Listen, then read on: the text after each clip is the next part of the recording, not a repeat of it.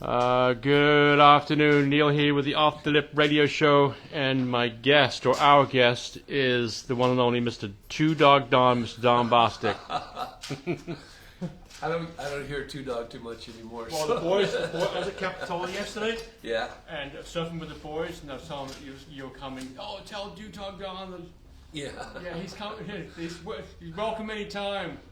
That's great. I remember when I first met you because you were big, big chap, big fella. I was intimidated by because you're very quiet in the lineup, and you're a big dude, and you intimidated me. Except when I saw you walking the two little dogs, and I was no longer afraid of you. Yeah, this guy can't be too.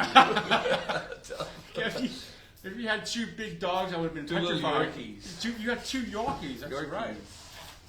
Yeah, they both lived to 18. So. Did they really? Yeah, and they were a year and a half apart. So. Yeah. Yeah. I miss my dog passed away 5 years ago. I still miss my dog every day. I remember your dog, of course. Yeah. You know, surfing all the time. It was funny, when I first started. I was one of the first paddle boarders out here. Oh yeah. And I paddled the first time I went to the. I thought I was going to go to Cal's, be safe. Right? And it was just me and myself on the board, and I got sworn at, I got everything, right? Well, I'm sure you got used to that. Yeah. So it didn't. No. You just. But the next but the next day I went out with my dog. Oh, that's so cute. The same people who gave me the Hey, this guy's all right. Yeah. So, TC has one of your boards in here, huh? Has one of your snowboards in here. Yeah, that snowboard. It's funny because NHS was here back then, right? And Randy Caton and I from Sato, we were both here, and they just got these. Go ahead, keep going. Well, they used to make what's called a 5-ply. Yeah. Santa Cruz 5-ply. So they took 5-ply basically and added some P-Tex to the bottom, and they gave us these big planks for both of us make whatever shape we wanted to do. Really? So I basically copied a Sims. Why not? A Sim shape. Yeah. And then and Randy did some shape too. And so it's really one of the very first Santa Cruz snowboards. Yeah. Yeah. I think they maybe had 2 or 3 other people, but I don't know who, because I never heard. I remember. And we got them directly. Oh, from who was the design guy? Because we used to compete against each other. Oh, you did? Yeah. Oh God, I can't. I know. We don't But he was there forever designing stuff. Yeah. But I'll think of his name. But anyway. I think I remember talking to you before, because we sat down a few times. Like, you were one of the first people to snowboard, right? Was that correct? Not necessarily. The Tahoe guys, Mike Gantry and Kidwell. There's a Armbruster. There's a bunch of guys from Tahoe City that really, and Bob DeNike. Right. No, not Bob DeNike guy. Bob Klein. Sorry, love you, DeNike though. But Klein was one of the first guys up in that area, and they were the first guys to do the half pipe at Donner. Yeah. And they had spots around. But were they welcome? No, not really. Yeah. Yeah. Yeah. Yeah. They didn't care. In fact, I had a snowboard before that. There was the Lonnie Toff, a Sims deck on top of this plastic boat. Is the best way I can describe it. It's like a plastic toy boat that they bolted a skateboard deck on and called it the snowboard with one bungee cord over the top. And the thing was that it was stiff as far as the skateboard went, and then the plastic up front, the nose would bend, and you just nosedive. Yeah, just nosedive. Right. So I actually gave it away after hiking many times up there. I gave it away to a guy at Sugar Bowl that was working there. I said, "You live here." I lived in Saco then. I used to, go up and I'd ski and then I'd go hike around across the way from Boreal. Yeah. At that time, I didn't know that Jantry and those guys were doing their thing in Tahoe City, and I ran into them later. But at Donner, actually met Bob Klein's the first snowboard guy out of that group that I met. And I told him my story. Yeah, I gave my board away, and you know. Yeah. And before that, I was big into mono skiing as well. Oh, you were? You had the one big ski. white skis. Mike Doyle came Yeah. up with the whole concept and all. But yeah, snowboarding is way better. And one ski? I would imagine so. Actually, the one ski was really fun back in those days, but those used to break as well because you'd land on the back and there's so much pressure on the tail. Snap. And it would snap, and I hiked down many a trail with people laughing at me. But they were great once they got used to it, and the steeps, you know, they were a lot of fun. Just like the two bindings and two bindings bindings on were one parallel. ski. Oh, they're parallel. Parallel, and you're in ski boots. So it was this wide then? No, well, Pretty wide. wide enough for two boots. Yeah. Yeah, but it was really fun in the bumps and the powder. Loved it. Yeah. So, But never took off though. I used to always keep one around. I used to break it out every now and then when I lived up there. Yeah. I was in France and I bought a mono ski over there because they're hard to find these days. But every now and then you run into somebody. Was your skateboard career, I would say career, before the snowboarding career? Oh yeah. Yeah. Yeah. When did it all start? When was the first time you had a skateboard in your hand? Who put that in your hand, I wonder? Well, I lived in San Francisco. Yeah. Ironically, my dad was in the Navy, so I lived on the San Francisco Naval Shipyard. Yeah. Moved there from San Diego, and I was... Were you pissed that you had to leave San Diego? Were you not happy? Not necessarily, because Okay. I just graduated from elementary school, 6th grader. Yeah. So going to San Francisco was actually kind of cool, except where the base is located, it's called Hunters Point, which Yeah. you may have heard of. Yes. It was a kind of a famous first skate park there. But when I moved there, there's a junior high school there. In my junior high, I went through 7th, 8th, and 9th grade in Hunters Point. It's 90% black. And me being... Back then it was 90%? Back then it was 90%? Oh, totally, because Hunters Point back then was, well, I hate to call it, we didn't call it ghetto back in the day. Yeah. You know, it was just more or less the hood. Yeah. But yeah, my junior high was 90% black, which is really tough on a lot of people that lived on the base who happened to be white. I don't want to get into that kind of thing, but it was, you know, I had a little different being half Hawaiian Right. and white, which we call half a holly. Yeah. And so the other thing, because I played drums and I was good in sports, Right. and I could fight. Yeah. Yeah. I made it through pretty good, you know, and there's a few different episodes. So you were intimidating back then. So you were intimidating me. No, I was a little guy. Oh, you were? Yeah, I didn't grow till after high school, basically. Yeah. Yeah, I was a little skinny guy back then. Who put that skateboard in your hand? Well, on the shipyard. Yeah. This is when the whole skates, you know, steel skates and all that. But I want to take you back Sure. before that. Sure. This is in my bio. I think it's on the DonBostickBio.com. no on Oh, on the Hall of Fame. yeah. Has my bio. Yeah. Complete bio, actually. And in 1958, as a little kid, lived in the Philippines. And back then is when we actually used to skate. Back then, everybody had, you didn't have tennis shoes. It's a completely different world. Yeah. Everybody had leather shoes. The leather shoes had a little rim around there. Yeah. And so still skates, if people aren't too aware of them now. Yeah. But there were still skates that clamped onto your leather shoes. Okay. You tightened them where they had these little hooks Yeah, I that get came it. into your... Yeah. Well, I broke my skate one day, and I said, well, that sucks. And I got, not a 2x4, but I got a flat piece of wood, and I sat it on the skate. And I'm a little guy, and so where we lived in the Navy housing in the Philippines, very hilly. Yeah. Very hilly.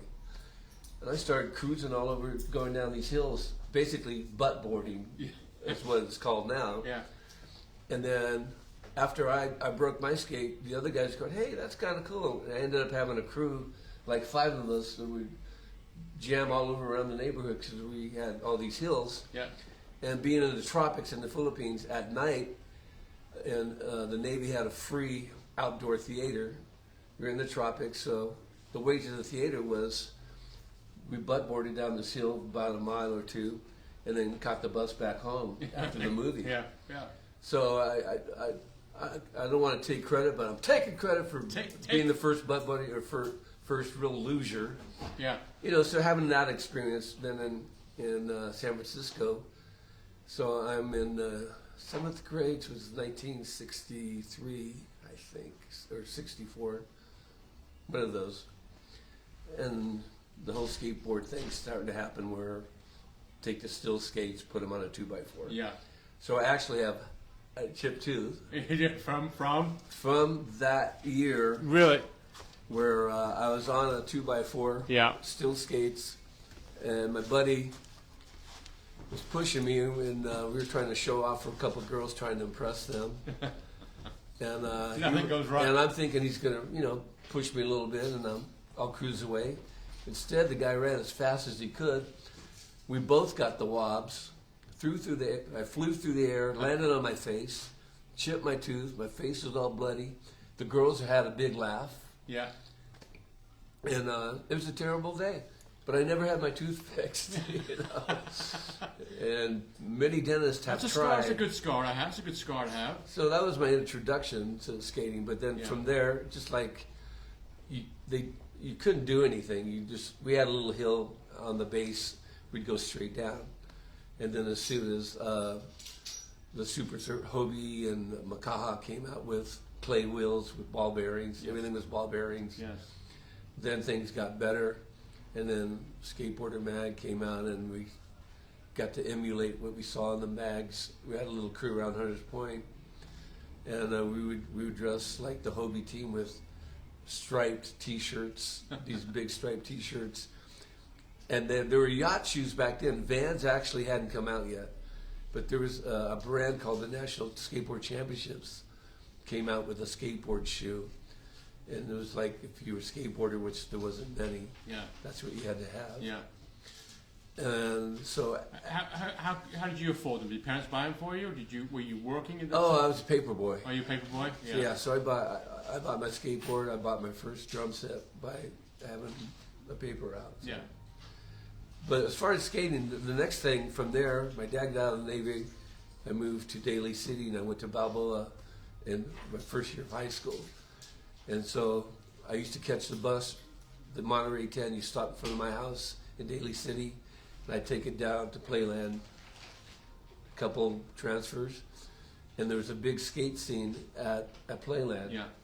And I used to see some guys that the first time I saw some crazy tricks I never would have thought of. But we ended up having... Must have been eye-opening for you. We had a little crew. Again, skateboarders always kind of, cling to each other. We had a little crew. We call ourselves the Wipeouts. And then I forget what years. How old were you then? 14, 15. And how did you get to be a wipeout? We just ran into each other, and I skateboarded every day. I had a little school by my house. I used to, I learned how to do handstands after almost breaking my neck, Yeah. Because I'm not a gymnastics guy. I know. So I had no balance, but it took multiple times of going over on my head and stuff. But I got it down. And so there was a little school by where I lived down the block, and I skated there every day and used to do high jump stuff and always spinning 360s. So the story about that is that later, skateboarding, completely died.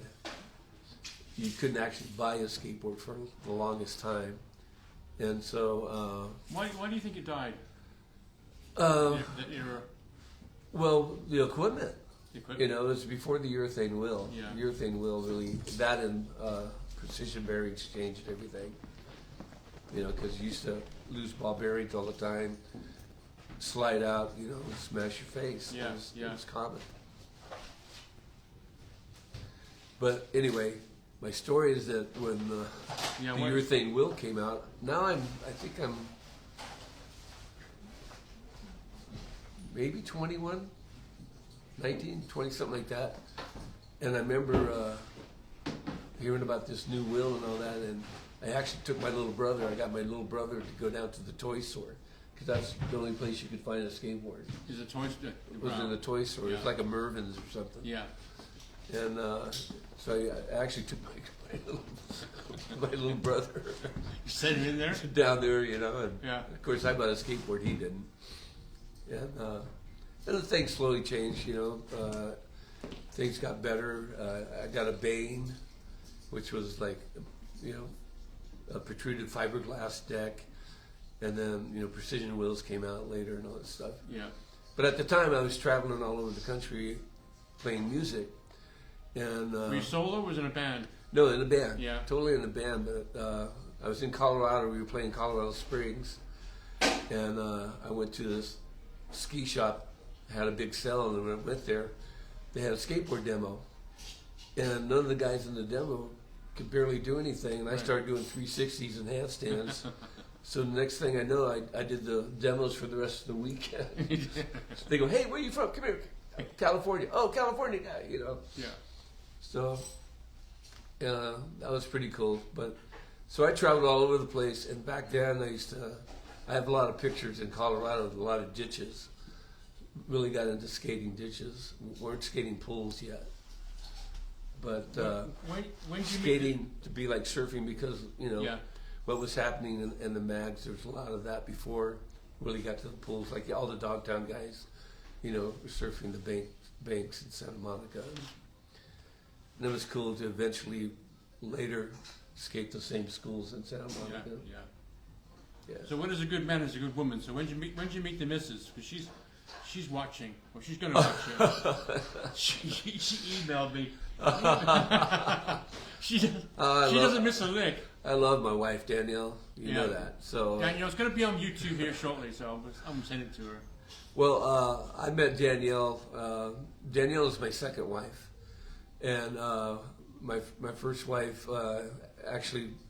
we actually double dated with Danielle. With Danielle and her boyfriend. And her boyfriend used to sit in with my band and play blues harp. You know, so we were friends long before we became a couple. And we actually lived in Sacramento. I used to play the Black Angus circuit. Actually, there was a bunch of Black Angus steakhouses. And she worked at Citrus Heights, and our band played there all the time. And anyway, we were friends back then. And then years later, we both were single, and we ran into each other, and things just kind of clicked. And, and the rest is history. Yeah, to fast track it. Yeah. Yeah. She's your number one fan, I think, with everything that you do. Well, I hope so. Yeah. Yeah, no, she's great. So she's the best. Keep going with your skating. Since we're talking about skateboarding, keep going with your skateboarding stuff. Well, it was always weird because I like Danielle knew me as a musician, and she was a waitress at the Black Angus. I was in the band, sang and all that stuff. And at the same time, to get off the road from music, I opened a skateboard shop in 1977 in Sacramento called Skateboards, Etc. It was my. I knew couldn't do music forever. Yeah. You know. And at the time, I'm like 26, 27. Yeah. And I need to grow up, I guess. Yeah. But while I was on the road, I always had a skateboard, always had a surfboard, always had skis. Right. You were always prepared. Our band, when we go musically, we drive up and unpack our equipment, and the guys go, "What's all the sports stuff?" You know, it was the perfect life because you play music at night and you play during the day. Yeah. So I got to ski, skate, surf all over the place. And normally I was the only guy in the band, but I had one band where there was another skier. So we had some good times. Was there a big skateboard scene in Sacramento? Is that why you opened the store there? Yeah. Like you know, Or were you taking a chance? I would refer to the Endman movie because Old Sacramento was the place where everybody from all over Sacramento was the hub where everybody met that skated. Yeah. And I was like the oldest guy back then because I was 26, 27. Yeah. Everybody else were kids. Yeah. And the old geezer. And so I had the van before I opened my shop. I was already, you know, started making friends with all these kids, and I'd drive them everywhere. In fact, I got so involved with skating and these kids, I became like a second dad. And I actually had to go to marriage counseling because my wife complained about first wife? The first wife? My first wife complained about how much time I was spending skating. Yeah. And I'm thinking, life's great. So anyway, yeah, I opened up the skate shop, and that just went huge in being with the kids, you know, and reformed skateboard etc. team. And can we do a sidebar real quick? There's a movie came out. I think the movie came out last year. The Endman? Yes. Yeah. That's all about the skate, all about that Sacramento scene. Very much. Right. So totally. if you get a chance, Yeah. I'm sure you can watch it on Amazon or wherever. Yeah, it's on Prime, it's on Apple Yeah. TV, it's on YouTube. Everybody, you know, YouTube's like, Yeah, has everything. what's not on there? Right. Yeah. So catch that movie. It's worth Yeah, watching. that'll fast track you into the real story, and you know, people always come and go, "Whoa!" Like, I'm announcing the surf contest today, and I've been doing it for years and years, and everybody in Big Stick, they don't know my history. No. They've never asked, and I don't, you know, preach about it or anything. And suddenly this year they're going, "You're in the Skateboarding Hall of Fame? We didn't know you even did," you know. So. Well, I remember when I first met you, and we're in the lineup, and you were very quiet, right? I didn't say too much, and you were pretty quiet, and we were sitting there waiting for waves in Capitola. It was flat. So I wrote for the paper. I think so that made me nosy. Like, what do you do for a living? You said like, well, I got some skate stuff. I'm like, wait a minute, skate stuff. And I wrote the surf skate column, which I had no right to do. But eventually, you let it out that you had something to do with the ESPN and with X Games. X Games. I'm like, oh, you know, I'm sure I wrote an article about it. It's got to be somewhere. But how was that experience? How did that kick off? You being a part of something so huge. Well, part of it, like ESPN, Ron Semio. It's kind of interesting because actually, ESPN. I think I can talk about this. I just had a phone call with the originator, Ron Semio, and a crew. They're starting a documentary on the X Games. So Daniel and I are both going to be part of that documentary. Wonderful. We're going to be interviewed next month in LA to talk. But we've had a few different phone calls. Yeah. And Ron's a great guy that came up with the concept. And being ESPN, back in those days, the only name that they knew in skateboarding was Tony Hawk. Because ESPN just did football, baseball. That was about it. Right? Yeah. You know, all the. I wonder why how come they got involved in skateboarding? Well, you know, there's you know, just like with BMX and surfing, there's other stuff going on out there. Yeah. The world's changing. And so, you know, somebody was smart enough to... And so what was interesting, the very first X Games, basically, they contacted Tony, and Tony basically said, contact the Bosticks, because at the time we were running World Cup Skateboarding. I worked with his dad, the National Skateboard Association, and even the story of how I got involved with that and Tony's dad is in the movie as well. I don't think I need to go over that, but I did work with Tony's dad, and kind of took over his job, and it's because, again, leading back to Sacramento and having the skate shop in the early days. Now this is early days in the 70s is when I had the skate shop. Yeah. Skating lasted for about 3 years. There were suddenly skate parks all over. Liability insurance was a problem. All of a sudden, there were so many claims that the insurance companies would no longer offer liability insurance to skate parks. So all the skate parks closed except for Kona in Jacksonville, Florida, still open. They remained open through that time with no liability. They took it upon themselves. Mm-hmm.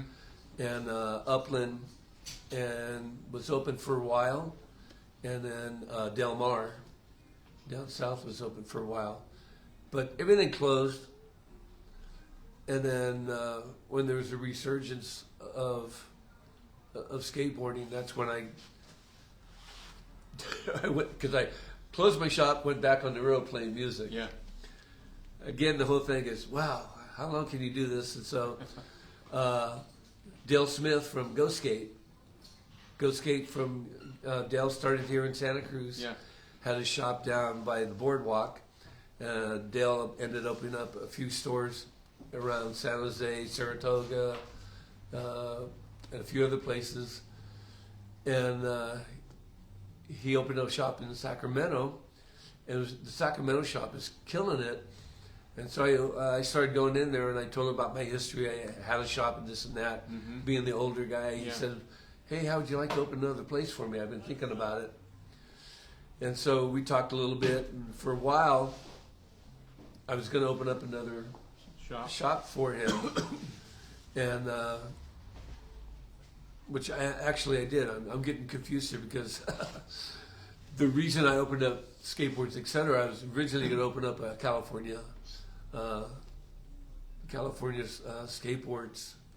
God, what was that? California Pro in the 70s. I'm getting a little behind here. It's okay.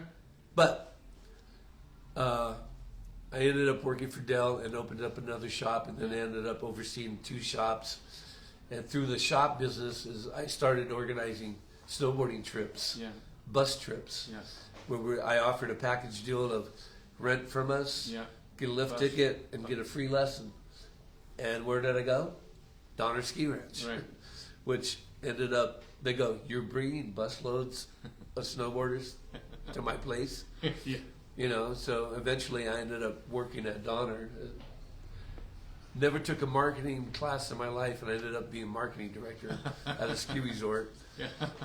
I would say just because I was resourceful Yeah. enough, you know, after doing the bus trips and all that. Yeah. And I can't help myself, but then I ended up creating an affiliate for the U.S. Amateur Snowboard Association. Yeah. Yeah. So I ran the Tahoe series snowboard, which ended up growing so big that we created a North and a South Tahoe snowboard series, and both of them are still going today. Yeah. Oh, they are. And because of that relationship, at one point I was president of the U.S. Amateur Snowboard Association, and the story goes on and on. In later years, in fact, I just stepped back from working the Nationals about 5 years ago now. Yeah. I kept working snowboarding as an announcer, Yeah. where I used to run everything, and from doing X Games, and you know, I started slowing down and just, you know, got into announcing. Like now with skateboarding, I announce and do the computer work Yeah. more than organizing. Fun. Still fun for you? Oh, it's still great fun, but you Yeah. know, with World Cup skateboarding, in fact, we have our new schedule out. There's so much to talk about. Yeah. But we've kind of passed the torch. Dave Duncan, Double D, Yeah. and a guy named Istok Somatic from in Europe. Those are our main 2 guys that are running everything for Yeah. World Cup. When did you find out about the Hall of Fame? Is it Skateboarding Hall of Fame? Yeah. Well, because I've been, like, I was lucky enough to be the one to induct Judy Oyama. You know, Judy asked me to speak for her when she got inducted, Yeah. which was Yeah. an honor. Yeah. You know, Judy from Santa Cruz, God gotta bless love her. her. Yeah. You know, for sure. still out there ruling, still competing. Still ripping. Yeah, Yeah. she's great. But anyway, a little bit of the history, and it's funny with the Skateboarding Hall of Fame, everybody's got their, well, why aren't you in there? You should be in there. You should be in there. And it happens every year. They're going, hey, people this, people that. Yeah. And I think just time went by, and looking at the history of everybody, I seem to think the Ant-Man movie probably Pushed you over the edge. I think so. Yeah.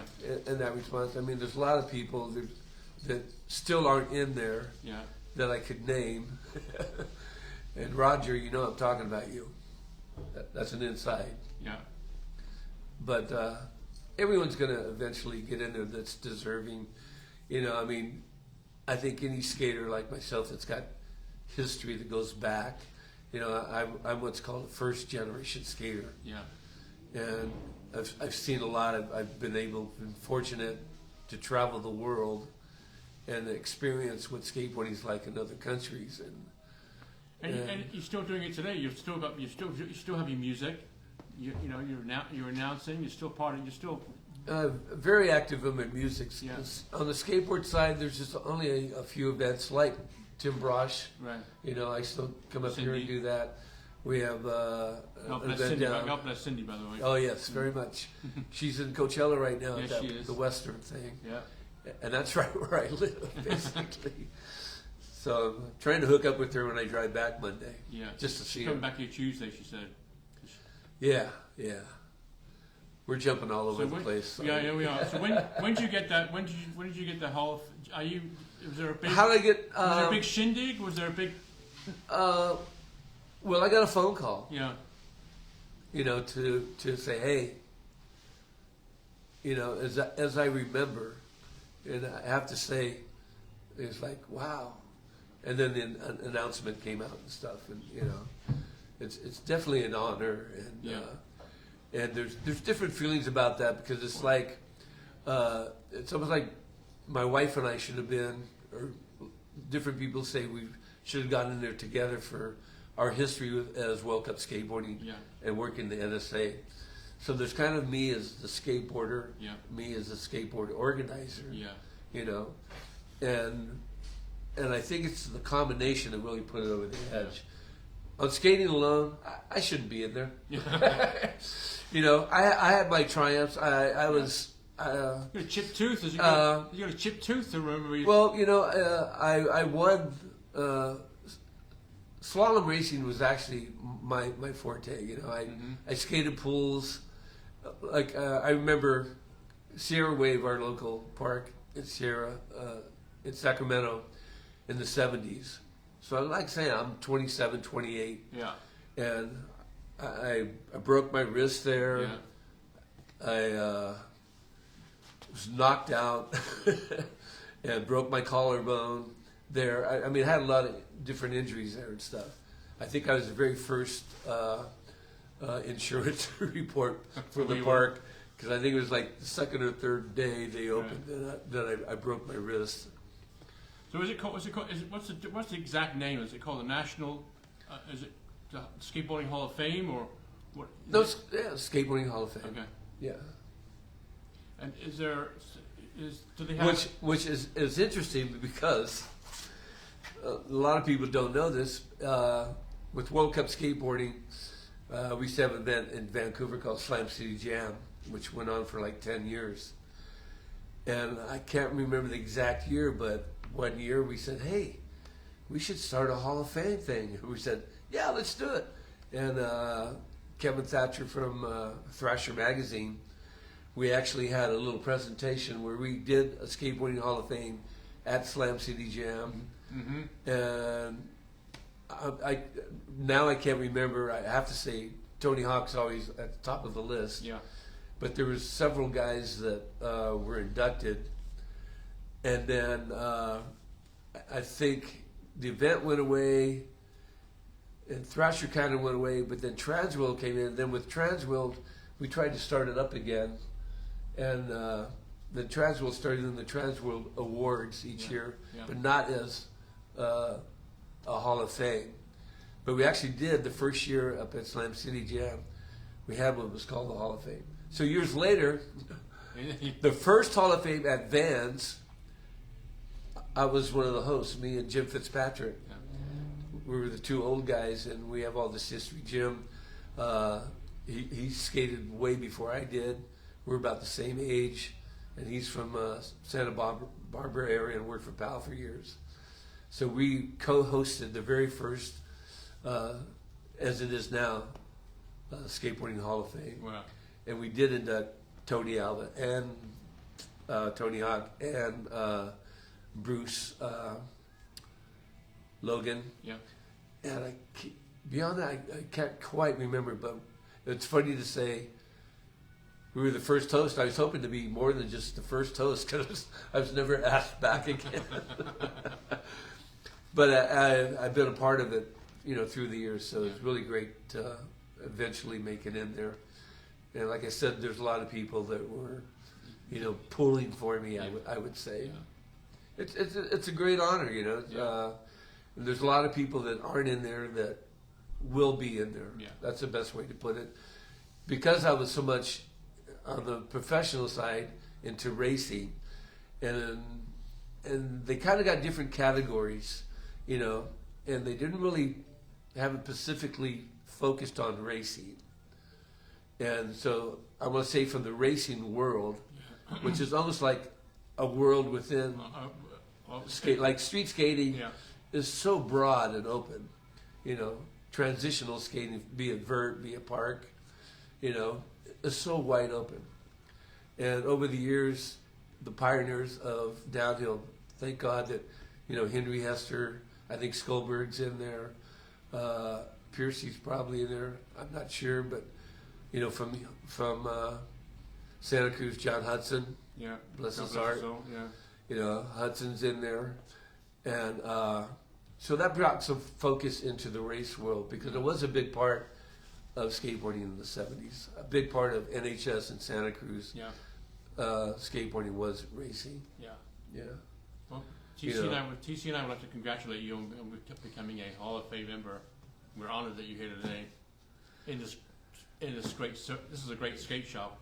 It's very cool. Yeah. I want to add that This year, actually a couple months ago, I moved from San Francisco to Vallejo, and I can tell you a story about that real quick. Is that at the time, my dad was out of the Navy. He was working for 3A, and he says he put in for a transfer to Santa Cruz or San Jose. And I'm thinking, I'm going to be close to Santa Cruz and good waves. And I come home from school one day, and my dad goes, "Got a job. We're going to Vallejo." And I'm like, "What?"